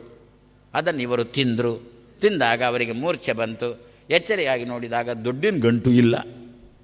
ಅದಕ್ಕೆ ಹಿರಿಯರಂದದ್ದು ಇನ್ನೊಬ್ಬರು ಕೊಟ್ಟದ್ದನ್ನು ತಿನ್ನಬೇಡ ಅಂತ ಹೇಳಿಕೊಂಡು ರಸ್ತೆ ಬದಿದ್ದು. ಇಲ್ಲಿ ರಸ್ತೆ ಬದಿಯವರು ಇಲ್ಲಲ್ಲ ಉಪನ್ಯಾಸಕ್ಕೆ. ರಥಬೀದಿಗೆ ಮೈಕ ಕನೆಕ್ಷನ್ ಇಲ್ಲ, ಆದ್ದರಿಂದ ತೊಂದರೆ ಇಲ್ಲ. ಅದಕ್ಕೆ ಹೇಳಿದ್ದು ರಸ್ತೆ ಬದಿಯಲ್ಲಿದ್ದಂಥ ಆಹಾರವನ್ನು ತಿನ್ನಬೇಡ ಅಂತ ಅದಕ್ಕೋಸ್ಕರನೇ ಹೇಳಿದ್ದು. ಆದ್ದರಿಂದಲೇ ಸ್ವಾಮಿಗಳು ನಾವು ರೈಲಲ್ಲಿ ಹೋಗುವಾಗ ಅಥವಾ ಗಾಡಿಯಲ್ಲಿ ಹೋಗುವಾಗ ಏನೂ ತಿನ್ನೋಲ್ಲ. ಯಾರು ಎಂಥವ ಏನು ಕೊಡ್ತಾನೆ ಅಂತ ಯಾರಿಗೆ ಗೊತ್ತು? ಯಾಕಂದ್ರೆ ನಾವು ಅದಕ್ಕೆ ನಮ್ಮಲ್ಲಿ ಬಂದದ್ದು ಏನು, ಕೆಲವರಿದ್ದಾರೆ ಈಗಲೂ ಕೂಡ ತಾವು ಯಾತ್ರೆಗೆ ಹೊರಟೆ ಅಂತಂದರೆ ತಾವೇ ಮನೆಯಲ್ಲಿ ತಯಾರು ಮಾಡಿಕೊಂಡು ಹೋಗ್ತಾರೆ. 1 ತಿಂಗಳು ಹಾಳಾಗೋದು ಅವಲಕ್ಕಿ. ನಿನ್ನೆ ಮೊನ್ನೆ ಏನೋ ಪತ್ರಿಕೆಯಲ್ಲಿ ಬಂತು, ಅವಲಕ್ಕಿ ಬಗ್ಗೆನೇ ಬಂತು, ಚಿತ್ರಣ ಬಂತು. ಬ್ರಾಹ್ಮಣರು ಅವಲಕ್ಕಿಯ ಯಾಕೆ ತಿನ್ನೋದು ಅಂತ ಪುನಃ ಅದರಲ್ಲಿ ಪ್ರಶ್ನೆ ಅವನದ್ದು. ಕೊನೆಗೆ ಅವಂದೇ ತೀರ್ಮಾನ, ತಿನ್ನತಕ್ಕಂತಹ ಅವನೇ ಲಕ್ಕಿ ಅವಲಕ್ಕಿ. ಹೂ ಈಸ್ ಲಕ್ಕಿ ಫೆಲೋ ಅಂದರೆ ಯಾರು? ಅವನೇ ಲಕ್ಕಿ ಫೆಲೋ. ಯಾರು ಪ್ರತಿ ದಿವಸ ಅವಲಕ್ಕಿಯನ್ನು ತಿಂತಾನೋ ತುಂಬ ಸತ್ವನೂ ಉಂಟು ಅಂತಂದರು. ಈಗಲೂ ಕೂಡ ನಮ್ಮ ಕೃಷ್ಣ 700 ವರ್ಷದಿಂದ ಇಲ್ಲಿ ನಿಂತಿದ್ದಾನಲ್ಲ, ಯಾಕೆ ಗಟ್ಟಿಯಾಗಿ ನಿಂತಿದ್ದಾನೆ, ಯಾಕೆ ಸ್ಟ್ರಾಂಗ್ ಆಗಿ ನಿಂತಿದ್ದಾನೆ ಅಂತ ಪ್ರತಿ ದಿವಸ ಬೆಳಿಗ್ಗೆ ಎದ್ದ ಕೂಡಲೇ ಅವನಿಗೆ ಅವಲಕ್ಕಿ ಮೊಸರಾಗಬೇಕು. ಪ್ರತಿ ದಿವಸ ಆಗಬೇಕು. ಅಲ್ಲ ಈಗ ವ್ರತಕಾಲ, ಮೊಸರಿಲ್ಲ, ಅದಕ್ಕೆ ಮಜ್ಜಿಗೆ ಹಾಕಿ ಅಂತಾನೆ ಕೃಷ್ಣ. 1 ತಿಂಗಳಿಗೆ ಮೊಸರಿನ ವ್ರತ ಅಲ್ವೋ, ಅದಕ್ಕೆ ಮಜ್ಜಿಗೆ ಹಾಕಿ. ಅಂತೂ ನನಗೆ ಅವಲಕ್ಕಿ ಬೇಕೇ ಬೇಕು ಅಂತ ಕೃಷ್ಣ ಹಠ ಹಿಡಿದು ನಮ್ಮಿಂದ ತಗೊಂಡು ಬೆಳಗಿನ ಮೊದಲಿನ ಪೂಜೆಗೆ ಅವನಿಗೆ ಅವಲಕ್ಕಿ ಇಡಬೇಕು. ಹಾಗಾದರೆ ಅದರಲ್ಲೆಲ್ಲ ಅಷ್ಟು ಆಹಾರದಲ್ಲಿ ಅಷ್ಟು ಸತ್ವ ಉಂಟಲ್ಲ. ಅದರಿಂದ ಬೀದಿ ಬದಿಯಲ್ಲಿರತಕ್ಕಂಥ ಆಹಾರಗಳನ್ನು ಸುತರಾಮ್ ನಾವು ತೆಗೆದುಕೊಳ್ಳಬಾರದು. ತಗೊಂಡ್ರೆ ಯಾವಾಗ ಏನು ಹೇಗೆ ಎಂಥದ್ದು ಅಂತ ಹೇಳಲಿಕ್ಕೆ ಬರೋಲ್ಲ. ಅಂದರೆ ಆ ದೃಷ್ಟಿಯಲ್ಲಿ ಈಗ ಉಪನ್ಯಾಸ ಎಲ್ಲೆಲ್ಲೋ ಹೋಯಿತು. ಯಾಕಂದರೆ ವಾದಿರಾಜರ ಆ ಹಯಗ್ರೀವ ಏನು ಮಾಡಿದ, ಆ ಹಯಗ್ರೀವವನ್ನು ಚಲ್ಲಾಪಿಲ್ಲಿ ಮಾಡಿದ. ವಾದಿರಾಜರಿಗೆ ಅಂದ, ಅದರಲ್ಲಿ ವಿಷ ಹಾಕಿದ್ದ ಗೊತ್ತು ವಾದಿರಾಜರಿಗೆ, ಆದರೂ ಹಯಗ್ರೀವ ಅವನ ಬಾಯಿಯಲ್ಲಿ ಬಂತು ವಿಷ. ಇಷ್ಟು ತಾಕತ್ತುಳ್ಳವರು ವಾದಿರಾಜ ಶ್ರೀಪಾದರು.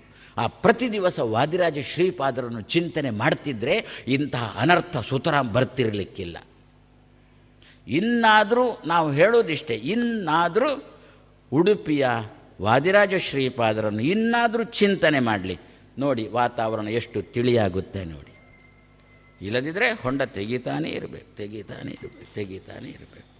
ಆದ್ದರಿಂದ ಅಂತಹ ವಾದಿರಾಜ ಶ್ರೀಪಾದರು ಈ ಕೃಷ್ಣನ ಜೊತೆ ತಾನು ಮಾತಾಡಿದವರು, ಕೃಷ್ಣನನ್ನು ನಿಲ್ಲಿಸಿದವರು. ಅಂತಹ ವಾದಿರಾಜ ಶ್ರೀಪಾದರು ಗರ್ಭ ನೋಡ್ತಾ ಇದ್ದಾರೆ, ದೇವಕಿಯ ಗರ್ಭ ನೋಡ್ತಾ ಇದ್ದಾರೆ, ಕೃಷ್ಣನ ಹತ್ರ ಹೊಗಳ್ತಾ ಇದ್ದಾರೆ. ಕೃಷ್ಣ ಅವರು ಹೇಳ್ತಾ ಇದ್ದಾರೆ, ಗರ್ಭೇಪಿ, ದೇವಕಿಯ ಗರ್ಭವನ್ನು ಸೇರಿದ್ರೂ ಕೂಡ ಅದಬ್ರ ಆತ್ಮಸುಖ ಏಕಮೂರ್ತಿಂ ಅದಬ್ರ ಶಬ್ದಕ್ಕೆ ಪೂರ್ಣ ಅಂತ ಅರ್ಥ. ದೇವರನ್ನು ಜ್ಞಾನವುಳ್ಳವ, ಆನಂದವುಳ್ಳವ, ಇಷ್ಟೇ ತಿಳ್ಕೊಳ್ಳುವುದಲ್ಲ, ಮತ್ತು ಪೂರ್ಣವಾದ ತಿಳುವಳಿಕೆ ಉಳ್ಳವ, ಪೂರ್ಣವಾದ ನೆಮ್ಮದಿ ಉಳ್ಳವ ಅಂತ ತಿಳ್ಕೊಳ್ಬೇಕು. ಅದು ಪೂರ್ಣ ಅಂತ ಶಬ್ದ ಸೇರಿಸಬೇಕಂತೆ. ಮತ್ತು ನೀನು ಜ್ಞಾನವುಳ್ಳವ, ಆನಂದವುಳ್ಳವ ಅಂತ ದೇವರು ತಿಳಿಬಿಟ್ರೆ ದೇವರಂತಾರಂತೆ, ನನ್ನನ್ನು ಯಾಕೆ ಹೇಳ್ತೀಯೋ, ನಿನ್ನಲ್ಲಿ ಉಂಟಲ್ವ ಅಂತಾನಂತೆ. ನಿನ್ನಲ್ಲಿ ಉಂಟಲ್ಲ, ನಿನ್ನಲ್ಲಿ ಜ್ಞಾನ ಉಂಟಲ್ಲ, ನಿನ್ನಲ್ಲಿ ಆನಂದ ಉಂಟಲ್ಲ, ನನ್ನ ಯಾಕೆ ಹೇಳ್ತೀಯೋ ಅಂತ. ಅದರ ಏನು ಸೇರಿಸಬೇಕು, ಪೂರ್ಣ. ಅದನ್ನೇ ವಾದಿರಾಜ ಶ್ರೀಪಾದರಂತಾರೆ ದಬ್ರ ಅಂದರೆ ಸ್ವಲ್ಪ, ಅದಬ್ರ ಅಂದರೆ ಪೂರ್ಣವಾದ ಜ್ಞಾನ ಮೂರ್ತಿ ನೀನು, ಪೂರ್ಣವಾದ ಆನಂದ ಮೂರ್ತಿ ನೀನು ಅಂತ ಹೇಳಿಕೊಂಡು ಅಂತಹ ದೇವರನ್ನು ಬ್ರಹ್ಮಾದಿ ದೇವತೆಗಳು ಗರ್ಭದ ಒಳಗೆ ಪ್ರವೇಶ ಮಾಡಿ ಹೊಗಳಲಿಕ್ಕೆ ಆರಂಭ ಮಾಡಿದ್ದಾರೆ. ಇದನ್ನು ಗರ್ಭಸ್ತುತಿ ಅಂತ ಕರೀತಾರೆ. ಏನು ನಿನ್ನೆ ಒಂಚೂರು ಹೇಳಿದ್ದೆ ಅದರ ಬಗ್ಗೆ. ಸತ್ಯವ್ರತಂ, ಸತ್ಯಪರಂ ಅಂದರೆ ನಮಗೆ ಗರ್ಭವಾಸ ತಪ್ಪಿಸಿಕೊಳ್ಳುವುದಕ್ಕೋಸ್ಕರ. ಗರ್ಭವಾಸ ತುಂಬ ಸಮಸ್ಯೆ ಅಂತ ಕನಕದಾಸರೇ ತನ್ನ ಹಾಡಲ್ಲಿ ಹೇಳಿದ್ದಾರೆ. ನಮಗೆಲ್ಲ ಗೊತ್ತು. ಕೇಶವಾದಿ 12 ನಾಮಗಳನ್ನು ಬಗ್ಗೆ 24 ನಾಮಗಳ ಬಗ್ಗೆ ಹಾಡು ಮಾಡುವಾಗ ಕೃಷ್ಣನ ಹತ್ರ ಏನು ಹೇಳಿದ್ದವರು? ಕೃಷ್ಣನ ಹತ್ರ ಏನು ಬೇಡಿದ್ದು? ಮಹಾರಾಯ ಏನು ಅಂದ ಕೃಷ್ಣ? ಪುಟ್ಟಿಸಲೇಬೇಡ ಎನ್ನ. ಕನಕದಾಸರು ಹೇಳಿದ್ದು ಪುಟ್ಟಿಸಲೇಬೇಡ ಎನ್ನ. ಪುಟ್ಟಿಸಿ ಆಯ್ತಲ್ಲ, ಪುಟ್ಟಿಸಿದಕ್ಕೆ ಪಾಲಿಸೆನ್ನ. ಇಷ್ಟು ಮಾತ್ರ ಬೇಡಿಕೊಂಬೆ ಶ್ರೀಕೃಷ್ಣನೇ. ಹಾಗಾದರೆ ಗರ್ಭವಾಸ ತಪ್ಪಬೇಕು.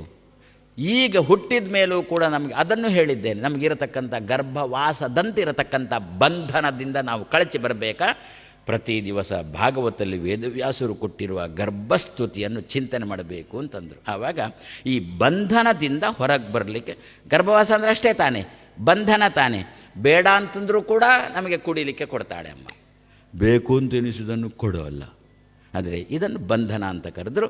ಅದಕ್ಕಂತಾರೆ ಸತ್ಯವ್ರತಂ, ಸತ್ಯಪರಂ. ಸತ್ಯವ್ರತ ಶಬ್ದದ ಅರ್ಥ ನೋಡಿದ್ದೆವು ನಿನ್ನೆ.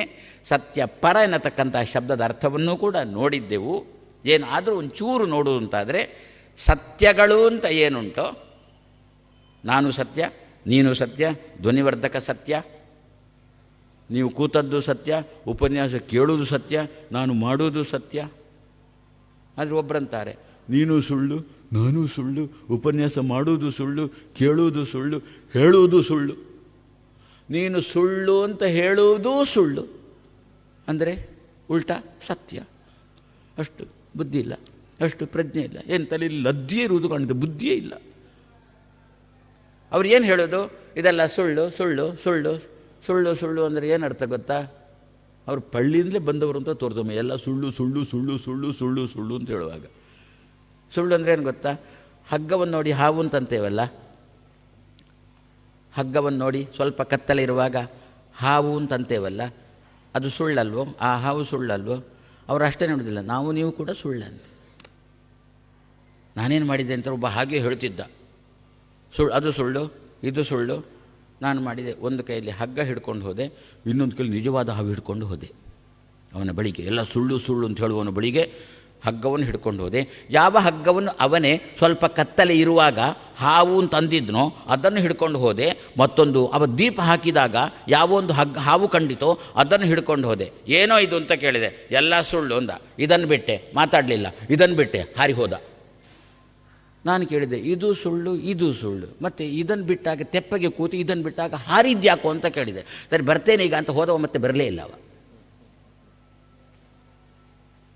ಹಾಗಾದರೆ ಯಾವುದು ಸುಳ್ಳು? ಹಗ್ಗವನ್ನು ಹಾವು ಅಂತ ಕಂಡದ್ದು ಸುಳ್ಳು, ಅದು ಹಾವಲ್ಲ, ಅದು ಸುಳ್ಳು. ಆದರೆ ನಾವು ನೀವೆಲ್ಲ ಸುಳ್ಳ? ನಾವು ನೀವೆಲ್ಲ ಸತ್ಯ ಅಲ್ವೋ? ನಿಜವಾದ ಹಾವು ಹರಿದಾಡ್ತಿರುತ್ತೆ, ಅದು ಸತ್ಯ ಅಲ್ವೋ? ಆದರೆ ದೇವರು ಸತ್ಯ, ನಾವು ಸತ್ಯ. ನಮ್ಮ ಸತ್ಯಕ್ಕೂ ದೇವರ ಸತ್ಯಕ್ಕೂ ವ್ಯತ್ಯಾಸ ಏನು ಅಂತಂದರೆ, ಅವನದ್ದು ಸ್ವತಂತ್ರವಾದ ಸತ್ಯತ್ವ, ನಮಗೆ ಸತ್ಯತ್ವ ಬಂದದ್ದು ಅವನಿಂದ. ಆದ್ದರಿಂದ ಸತ್ಯ ಪರ, ನಮ್ಮಕ್ಕಿಂತ ವಿಲಕ್ಷಣವಾದ. ನಿತ್ಯೋ ನಿತ್ಯಾನಾಂ ಚೇತನಃ ಚೇತನಾನಾಂ ಅಂತ ಉಪನಿಷತ್ತು ಹೇಳತಕ್ಕಂಥ ಮಾತು. ಯಾವ ಉಪನಿಷತ್ತಿಗೆ ಅವರು ಕೂಡ ಗೌರವ ಕೊಡ್ತಾರೋ, ಯಾವ ಉಪನಿಷತ್ತಿಗೆ ಅವರು ಕೂಡ ಪೂಜೆ ಮಾಡ್ತಾರೋ, ಅವರೇ ಅದರಲ್ಲೇ ಬಂದದ್ದು. ದೇವರು ಸತ್ಯಕ್ಕೂ ಸತ್ಯ, ನಿತ್ಯಕ್ಕೂ ನಿತ್ಯ. ನಾವೆಲ್ಲ ಸತ್ಯವಾಗಿ ಇರುವಂತೆ ಮಾಡಿದವನು ಸತ್ಯನಾಗಿರತಕ್ಕಂಥ ಭಗವಂತ. ನಮ್ಮಲ್ಲಿದ್ದಂಥ ಸತ್ಯತ್ವ ಅವನ ಹಿಡಿತದಲ್ಲಿ ಉಂಟು. ಆದ್ದರಿಂದ ನಮ್ಮ ಸತ್ಯತ್ವ ಬೇರೆ, ಅವನ ಸತ್ಯತ್ವ ಬೇರೆ. ಆದ್ದರಿಂದ ಏನಂತ ಇದ್ದಾರೆ ಬ್ರಹ್ಮಾದಿಗಳು ಗರ್ಭಕ್ಕೆ ಹೋಗಿ, ಮಹಾರಾಯ ನೀನು ಸತ್ಯ, ನಾನು ಸತ್ಯ, ಹೌದು, ಆದರೆ ನನ್ನ ಸತ್ಯತ್ವ ನಿನ್ನ ಹಿಡಿತದಲ್ಲಿ ಉಂಟು ಅಂತ ಚಿಂತನೆ ಮಾಡ್ತಾ ಸತ್ಯ ಪರಂ, ಸತ್ಯವ್ರತಂ, ಸತ್ಯಪರಂ. ಆಮೇಲೆ ಪುನಃ ಮುಂದುವರಿಸ್ತಾ ಇದ್ದಾರೆ. ತ್ರಿಸತ್ಯಂ. ಒಂದು ಮಾತು ಹೇಳ್ತೇನೆ, ಇಷ್ಟರದ್ದು ಕೂಡ ಅರ್ಥವನ್ನು ಮೆಲುಕು ಹಾಕೋದು ಸ್ವಲ್ಪ ಕಷ್ಟ ಇದೆ. ಆದರೆ ನಿತ್ಯ ಹೇಳಿದರೆ ಮಾತ್ರ ನಮಗೆ ಬಂಧನದಿಂದ ಬಿಡುಗಡೆ ಅಂತೂ ಖಂಡಿತ. ನಾನಾ ರೀತಿಯ ಬಂಧನದಿಂದ ಹೋಗಬೇಕು ಅಂತೆನ್ನುವಲ್ಲಿಗೆ ಹೋಗಲಿಕ್ಕೆ ಆಗದಿರುವುದೊಂದು ಇಂಥದ್ದುಂಟಲ್ಲ, ಅದರಿಂದ ಬಿಡುಗಡೆ ಅಂತೂ ಖಂಡಿತ. ಸತ್ಯವ್ರತಂ ಸತ್ಯಪರಂ ತ್ರಿಸತ್ಯಂ. ಅಂದರೆ 3 ಕಾಲ ಭಗವಂತ ಇದ್ದಾನೆ, 3 ಕಾಲದಲ್ಲಿಯೂ ಕೂಡ ದೇವರಿದ್ದಾನೆ. ತ್ರಿಸತ್ಯಂ ಅಥವಾ ಅಂದರೆ 3 ವೇದಗಳು, ಋಗ್ವೇದ, ಯಜುರ್ವೇದ, ಸಾಮವೇದ ಅಂತ 3 ವೇದಗಳು ಗೊತ್ತು ತಾನೆ. ಆ 3 ವೇದಗಳು ಕೂಡ ಹೊರಟದ್ದು ಯಾವುದಕ್ಕೋಸ್ಕರ ಗೊತ್ತಾ? ನಿಜವಾಗಿ 3 ವೇದಗಳು ಯಾರನ್ನು ಹೇಳೋದು ಗೊತ್ತಾ? ದೇವರನ್ನೇ ಹೇಳೋದು. ಬಾಕಿಯವರೆಲ್ಲ ಪರಿವಾರದವರು. ನಿಜವಾಗಿ ನಾನು ಕರೆದದ್ದು ಯಾರನ್ನು ಗೊತ್ತಾ? ಯಾರನ್ನು? ಸ್ವಾಮಿಗಳನ್ನು. ಮತ್ತು ಬಾಕಿಯವರೆಲ್ಲ ಪರಿವಾರತ್ವೇನ ಬಂದವರು ಉಂಟಲ್ಲ ನಮ್ಮಲ್ಲಿ. ನಿಜವಾಗಿ ನನ್ನ ಮನೆಗೆ ಕರೆದದ್ದು ಯಾರನ್ನು ಗೊತ್ತಾ? ಯಾರನ್ನು? ಮನೆಯ ಯಜಮಾನನನ್ನು. ಮತ್ತು ಹೆಂಡತಿ ಮಕ್ಕಳು ಒಟ್ಟಿಗೆ ಬಂದವರು. ನಿಜವಾಗಿ ವೇದಗಳು ಹೊರಟದ್ದು ಯಾವುದಕ್ಕೆ ಗೊತ್ತಾ? ದೇವರನ್ನು ಹೊಗಳಲಿಕ್ಕೆ. ಮತ್ತು ಇಂದ್ರ, ಚಂದ್ರ, ವರುಣ, ಕುಬೇರ, ಸೋಮ, ಆದಿತ್ಯ ಇವರನ್ನೆಲ್ಲ ಹೊಗಳ್ತದಲ್ವೋ, ಅದು ಪರಿವಾರತ್ವೇನ ಹೊಗಳಿದ್ದು. ಅದು ಹೂವಿನೊಟ್ಟಿಗೆ ಹಗ್ಗ ಅಷ್ಟೇ. ತ್ರಿಸತ್ಯಂ. ಭಗವದ್ಗೀತೆ ಓದ್ತೇವ ನಾವು? ಹೌದು, ಓದ್ತಾ ಇದ್ದೇವೆ. ಅದು ಪುತ್ತಿಗೆ ಶ್ರೀಗಳವರಂತೂ ಈಗ ತುಂಬ ವಿಶೇಷವಾಗಿ ಅದರ ಬಗ್ಗೆ ಮುತುವರ್ಜಿ ವಹಿಸಿದ್ದರಿಂದ, ಅದರ ಫಲವನ್ನೂ ಕೂಡ ಅವರು ಹೇಳಿದ್ದರಿಂದ ಮತ್ತು ತಿಳಿದು ಯಾರು ಓದ್ತೇವೆ ನಾವು? ಮದುವೆ ಆಗಲಿಲ್ವಾ? ಭಗವದ್ಗೀತೆ ಓದು ಮದುವೆ ಆಗುತ್ತೆ. ಮಕ್ಕಳಾಗಲಿಲ್ವಾ? ಭಗವದ್ಗೀತೆ ಓದು ಮಕ್ಕಳಾಗುತ್ತೆ. ಮನೆ ಕಟ್ಟಲಿಕ್ಕಾಗಲಿಲ್ವಾ? ಭಗವದ್ಗೀತೆ ಓದು ಮನೆ ಕಟ್ಟಲಿಕ್ಕಾಗುತ್ತೆ.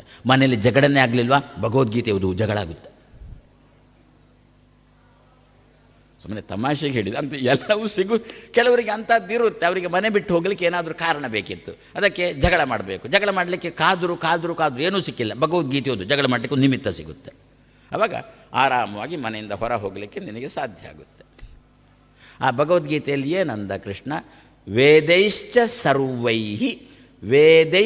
ಸರ್ವೈಹಿ ಎಲ್ಲ ವೇದಗಳಿಂದಲೂ ಅಹಮೇವ ವೇದ್ಯ.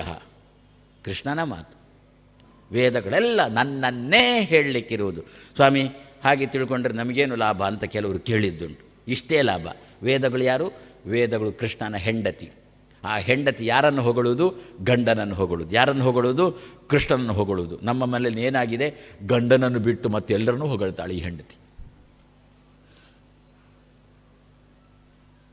ಬೇರೆಯವರನ್ನು ಹೊಗಳ್ಳಿ ಬೇಡ ಅಂತ ಹೇಳೋಲ್ಲ, ಆದರೆ ಗಂಡನನ್ನು ಕಾಲಕಸವನ್ನಾಗಿ ಮಾಡಿ ಇನ್ನೊಬ್ಬರನ್ನು ಹೊಗಳಿದ್ರೆ, ಬೇರೆ ದೇವತೆಗಳನ್ನು ಹೊಗಳ್ಳಿ ಬೇಡ ಅಂತ ಹೇಳೋಲ್ಲ, ಆದರೆ ದೇವರನ್ನು ಬಿಟ್ಟು ಬೇರೆ ದೇವತೆಯನ್ನು ಹೊಗಳಿದರೆ, ಗಂಡನನ್ನು ಬಿಟ್ಟು ಬೇರೆಯವರನ್ನು ಹೊಗಳಿದರೆ ಪ್ರಯೋಜನ ಉಂಟಾ? ಲಾಭ ಉಂಟಾ? ಯಾರಾದರೂ ಒಳ್ಳೆಯದು ಅಂತ ಹೇಳ್ತಾರಾ? ಅದೇ ರೀತಿಯಲ್ಲಿ ದೇವರನ್ನು ಬಿಟ್ಟು ಇತರ ದೇವತೆಗಳನ್ನು ಹೊಗಳಲ್ಲ. ಇತರದ್ದು ಹೊಗಳಿದ್ರೂ ಕೂಡ ದೇವರಿಗಾಗಿ ಹೊಗಳುತ್ತೆ. ಇತರನ್ನು ಹೊಗಳ್ತಾಳೆ. ಪ್ರತಿವ್ರತ ಹೆಣ್ಮಗಳು ಇತರನ್ನು ಹೊಗಳ್ತಾಳೆ. ಯಾವುದಕ್ಕೋಸ್ಕರ? ಗಂಡನಿಗಾಗಿ ಹೊಗಳ್ತಾಳೆ. ಗಂಡ ಪ್ರೀತನಾಗುತ್ತಾನೆ ಅಂತಂದರೆ ಹೊಗಳ್ತಾಳೆ ಅಲ್ವೋ? ಅದೇ ರೀತಿಯಲ್ಲಿ. ಆದ್ದರಿಂದ ಇಷ್ಟು ತಿಳ್ಕೊಳ್ಳೋಣ. ಪ್ರತಿ ದಿವಸ ನಮ್ಮ ಮನೇಲಿ ಅಂಥ ವಾತಾವರಣ ಬರಬೇಕಾ? ವೇದಗಳು ದೇವರನ್ನೇ ಹೊಗಳಲಿಕ್ಕೆ ಇರತಕ್ಕದ್ದು. ಅದಕ್ಕೆ ಸಂಬಂಧಪಟ್ಟ ಭಗವದ್ಗೀತೆ ಆ ಸಾಲುಗಳನ್ನು ಪ್ರತಿ ದಿವಸ ಮನೆಯಲ್ಲಿ ಪಾರಾಯಣ ಮಾಡೋಣ. ವೇದೈಶ್ಚ ಸರ್ವೈಹಿ ಅಹಮೇವ ವೇದ್ಯ. ಭಗವದ್ಗೀತೆ 15ನೇ ಅಧ್ಯಾಯದಲ್ಲಿ ಕೊನೆಗೆ ಬರತಕ್ಕಂಥ ಶ್ಲೋಕಗಳಿದು. 15ನೇ ಅಧ್ಯಾಯ ಇಡೀ ಭಗವದ್ಗೀತೆಯಲ್ಲಿ ಸಾರ 15ನೇ ಅಧ್ಯಾಯ. ಅದರಲ್ಲಿಯೂ ಸಾರು ಕೊನೆಯ 5 ಶ್ಲೋಕ. ಸಾರು ಅಂತ ಗೊತ್ತಾ?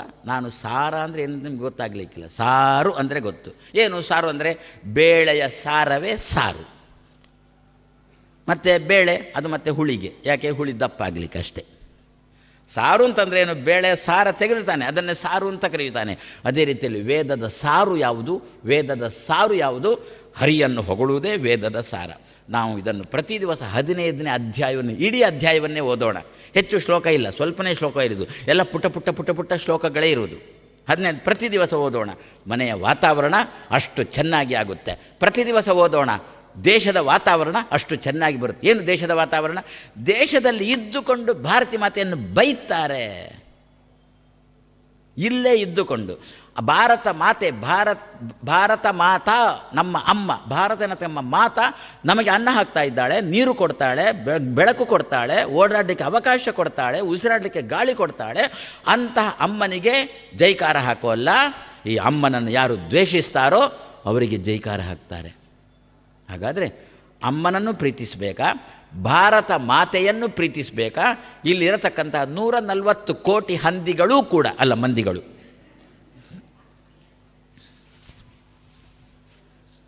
ಭಾರತ ಮಾತೆಯನ್ನು ಪ್ರೀತಿಸಬೇಕಾ? ನಮ್ಮ ಕೊಡುಗೆ ಕೊಡೋಣ. ಏನು? ಮತ್ತೇನು ಅಲ್ಲ, ಭಗವದ್ಗೀತೆಯ 15ನೇ ಅಧ್ಯಾಯದ ಪಾರಾಯಣ. ಅದರಲ್ಲಿ ಇದಕ್ಕೆ ಒತ್ತು ಕೊಡೋಣ. ವೇದೈಶ್ಚ ಸರ್ವೈಹಿ ಅಹಮೇವ ವೇದ್ಯ ಅನ್ನತಕ್ಕಂಥ ಕೃಷ್ಣನ ಮಾತು. ಸಮಸ್ತ ವೇದದ ಮಾತುಗಳು ಎನ್ನನ್ನೇ ಹೊಗಳ್ತಾವೆ.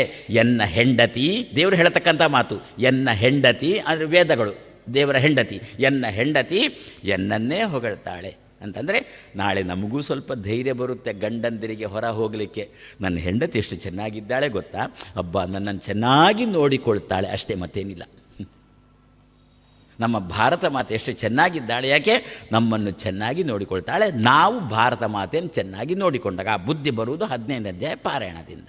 ಆದ್ದರಿಂದ ತ್ರಿಸತ್ಯಂ ಇದೆ. ತ್ರಿಸತ್ಯಂ 3 ವೇದಗಳಿಂದಲೂ ಕೂಡ ನಿಜವಾಗಿ ನಿಜವಾಗಿ ಅಂದರೆ ಮನಪೂರ್ವಕವಾಗಿ ಹೊಗಳಲ್ಪಡುವವನು. ಕಾಟಾಚಾರಕ್ಕಲ್ಲ, ಅಭಿನಂದನಾ ಭಾಷಣ ಮಾಡಿದಂತೆ ಅಲ್ಲ, ಸತ್ಕಾರ ನಡೀತಾನೆ ಇರುತ್ತೆ. ಅವನ ಬಗ್ಗೆ ಮಾನಪತ್ರವನ್ನು ಅಚ್ಚಾಗಿದೆ, ಅದನ್ನು ಓದಿಸಬೇಕು. ಯಾರ ಹತ್ರ ಓದಿಸೋದು ಅಂದರೆ ಯಾರಿಗೆ ಸನ್ಮಾನ ತಗೊಳ್ಳುವವನ ಪರಿಚಯನೇ ಇಲ್ಲವೋ ಅವನ ಹತ್ರ ಓದಿಸೋದು.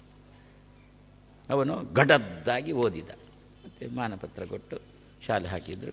ಅವ ಆಚೆ ಪೇದ್ರಂಚಿ ಗುಡುಗುಡು ಇಂಚಿ, ಇವ ಆಚೆ ಹೋದ, ಅವ ಆಚೆ ಹೋದ, ಮುಗ್ದೇ ಹೋಯ್ತು. ಅದಕ್ಕಂದ್ರು ಇದು ಕಾಟಾಚಾರಕ್ಕೆ ಹೊಗಳುವುದಲ್ಲ ಗಂಡನನ್ನು. ಮತ್ತು ತ್ರಿಸತ್ಯಂ ನಿಜವಾಗಿಯೂ ಕೂಡ ಮನಪೂರ್ವಕವಾಗಿ ವೇದ ದೇವರನ್ನು ಹೊಗಳ್ತದೆ ಎನ್ನುವುದೇ ತ್ರಿಸತ್ಯ ಎನ್ನುವ ಶಬ್ದದ ಅರ್ಥ.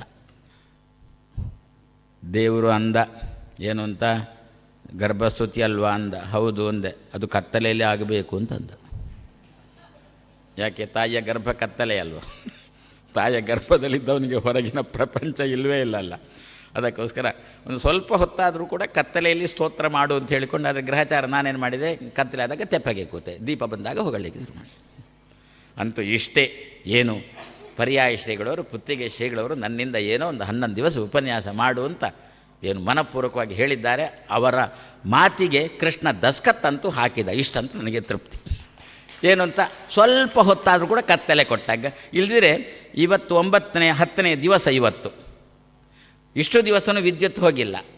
ಇವತ್ತೊಂದು ದಿವಸ, ನಾಳೆ ಮಂಗಳ 11ನೇ ದಿವಸ, ನಾಳೆ ಮುಗಿದಿತ್ತು. ಒಂದು ದಿವಸ ವಿದ್ಯುತ್ ಹೋಗಬೇಕು ಅಂತಾದರೆ ಗರ್ಭಸ್ತುತಿ ಮಾಡುವಾಗ ಯಾವಾಗಲೂ ಅವರು ಬ್ರಹ್ಮಾದಿಗಳು ಗರ್ಭಕ್ಕೆ ಹೋಗಿ ಕತ್ತಲೆಯಲ್ಲೇ ಇದ್ದುಕೊಂಡು ಹೊಗಳಿದ್ದು. ಆದ್ದರಿಂದ ರಾಜಾಂಗಣ ಎನ್ನತಕ್ಕಂಥ ಗರ್ಭದಲ್ಲಿ ನಾವು ಸೇರಿಕೊಂಡು ಸ್ವಲ್ಪ ಹೊತ್ತು ಕತ್ತಲೆಯಲ್ಲಿ ಇರೋಣ ಅಂತ ಹೇಳಿಕೊಂಡು ದೇವರು ಮಾಡಿದ ಅಂತ ಕಾಣುತ್ತೆ. ಹಾಗಾದರೆ ಸತ್ಯವ್ರತಂ ಸತ್ಯಪರಂ ತ್ರಿಸತ್ಯಂ ಸತ್ಯಸ್ಯ ಯೋನಿಂ, ಯೋನಿ ಶಬ್ದಕ್ಕೆ ಕಾರಣ ಅಂತ ಅರ್ಥ. ಸತ್ಯಸ್ಯ ಯೋನಿಂ ಜಗತ್ತು ಎಂಥದಿದು? ಸತ್ಯ ಜಗತ್ತು. ದೇವರು ಏನು ಡೊಂಬರಾಟ ಮಾಡಿದ್ದ? ಡೊಂಬರಾಟ ಮಾಡೋರು ಇರ್ತಾರೆ, ಎಲ್ಲ ಡೊಂಬರಾಟ ಗೊತ್ತಲ್ಲ ಏನು ಅಂತ. ಆ ಇಂದ್ರಜಾಲ ವಿದ್ಯೆ ಅಂತೆಲ್ಲ ಇರುತ್ತಲ್ಲ. ಒಂದು ಡಬ್ಬಿ ಹಿಡ್ಕೊಂಡ, ಹೀಗೆ ಮಾಡಿದ, ಟಣ್ ಅಂತ ಹಾಕಿದ, ನಾಣ್ಯ ಬಿತ್ತು, ಪುನಃ ಮಾಡಿದ, ಮತ್ತೊಂದು ನಾಣ್ಯ ಬಿತ್ತು, ಹೀಗೆ ಮಾಡಿದ, 2,000 ರೂಪಾಯಿ ನೋಟು ಬಂತು. ಅದು ಯಾರೋ ಅವನಿಗೆ ದಕ್ಷಿಣೆ ಕೊಟ್ಟದ್ದು. ಯಾಕೆ? ಯಾವಾಗ ಮೋದಿ ಬ್ಯಾನ್ ಮಾಡಿದ್ರು ಆಮೇಲೆ ಇವನಿಗೆ ದಕ್ಷಿಣೆ ಕೊಟ್ಟಿದ್ದ. ಅದು ಏನು ಹೀಗೆ ಮಾಡಿದ, 2,000 ನೋಟು ಬಂತು, ಅದರಲ್ಲಿ ಬಿತ್ತು. ಪೂರ ಇಂದ್ರಜಾಲ ಕಾರ್ಯಕ್ರಮ ಎಲ್ಲ ಮುಗಿಯಿತು. ಆಮೇಲೆ ಒಂದು ತಟ್ಟೆ ಹಿಡ್ಕೊಂಡು ದುಡ್ಡು ಹಾಕಿ, ಮತ್ತು ಈ ದುಡ್ಡು ಎಲ್ಲಿ ಹೋಯಿತು? ಇಂದ್ರಜಾಲ ಮುಗಿದ ಕೂಡಲೇ, ಅವನ ಕಾರ್ಯಕ್ರಮ ಮುಗಿದ ಕೂಡಲೇ, ನಾವು ಹೇಳಿದ್ದ ಮೊದಲೇ, ಕಾರ್ಯಕ್ರಮ ಮುಗಿದ ಕೂಡಲೇ ಯಾರು ಹೋಗತಕ್ಕದ್ದಲ್ಲ, ಮತ್ತು ಇಂದ್ರಜಾಲ ಕಾರ್ಯಕ್ರಮ ಕೊಟ್ಟವರೆಲ್ಲ ನಿಮ್ಮ ಬಳಿಗೆ ಬರಲಿಕ್ಕಿದ್ದಾರೆ ಅಂತ ಅನೌನ್ಸ್ ಮಾಡಿದರು, ಘೋಷಣೆ ಮಾಡಿದರು. ಸರಿ, ಕಾರ್ಯಕ್ರಮ ಮುಗಿಯಿತು, ನಾವು ಕೂತಿದ್ದೇವೆ. ಒಂದು ತಟ್ಟೆ ಹಿಡ್ಕೊಂಡು ಬಂದು, ಅಮ್ಮ ದುಡ್ಡು ಕೊಡಿ ಅಮ್ಮ. ಮತ್ತು ಇಲ್ಲಿ ಹೀಗೆ ಮಾಡಿದ, ಟಣ್ಣ ಅಂತ ಬಿತ್ತು, ಹೀಗೆ ಮಾಡಿದ, ಅದು ಎಲ್ಲಿ ಹೋಯಿತು?